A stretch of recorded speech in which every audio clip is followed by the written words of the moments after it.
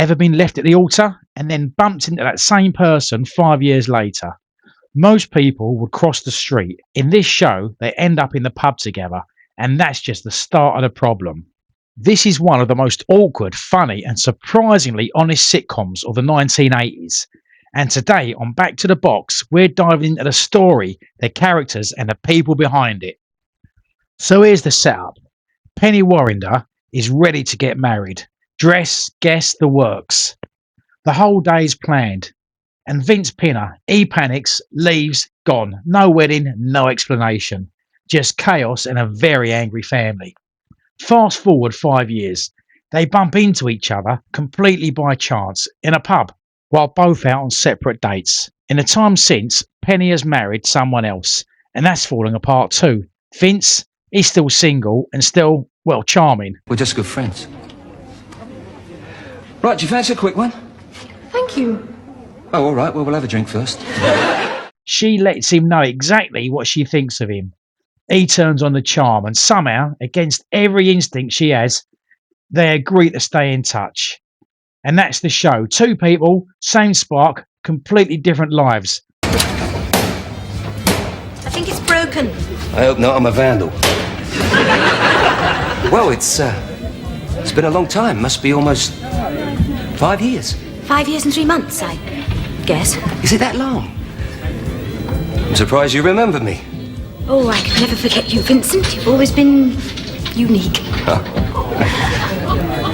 You're the only bastard who ever jilted me. Will they? Won't they? Or should they even bother? 3 series, 22 episodes.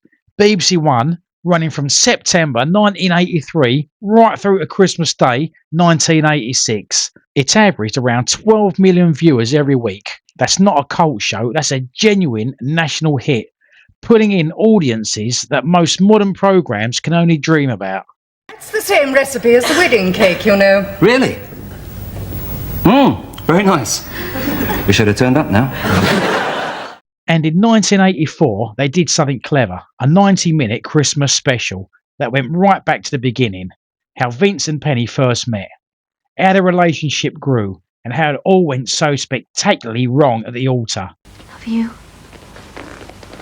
Love you more. Bet you don't. Bet I do.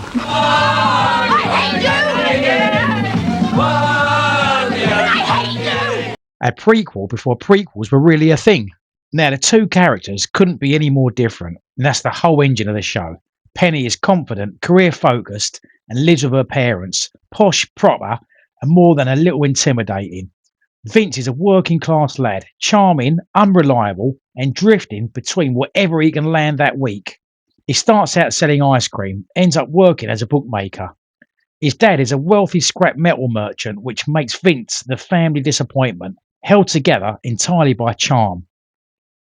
Every time they're in the room together, there's history, tension, and usually something's about to go wrong. And that's the comedy, that's the show. My God. Here's a kiss, Daphne. Get it out of my sight. Yes, come on, let's get you upstairs to bed. Not bed again, Pen.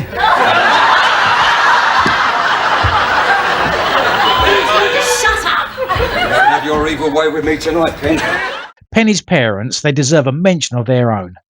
Her mother, Daphne, is the real force in that house. Played by the brilliant Sylvia Kay. Socially obsessed, image conscious, and absolutely convinced that Vince is the worst thing that could happen to her daughter. She's not entirely wrong, to be fair. Her dad isn't much warmer. Every time Vince walks through the front door, you can feel the temperature drop. The dinner table scenes are some of the funniest in the whole show. All polite smiles and barely disguised horror. You can see why Vince's charm has to be working overtime. Without it, he'd have no chance whatsoever. Are we going to sleep? I don't know, Pen. Let's have a search round so we can find a bed. The humour is awkward, sharp, and almost entirely dialogue driven. What's interesting is the show doesn't rely on slapstick or big set pieces. It's all in the looks, the pauses, and the things left unsaid. Very 1980s, very British, and honestly, very relatable. I'm pregnant. Well, say something. Congratulations. Now here's something that might surprise you, or maybe it won't. Just Good Friends was written by John Sullivan, the same man behind Only Fools and Horses. Sullivan said he set out deliberately to write a strong, funny female lead, because up to that point, his best material had always gone to the men. Penny is the result of that, sharp, funny, and completely capable of holding her own against Vince at every turn. I work for an advertising agency in Park Lane. Have you ever heard of Matthew Stiles and Lieberman?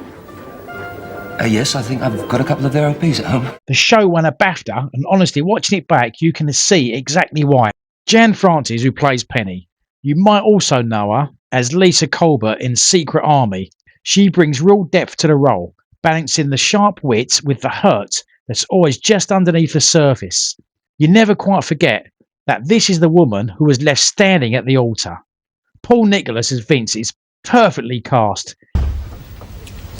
Excuse me, no smoking. I'm not smoking. You have a cigarette in your mouth.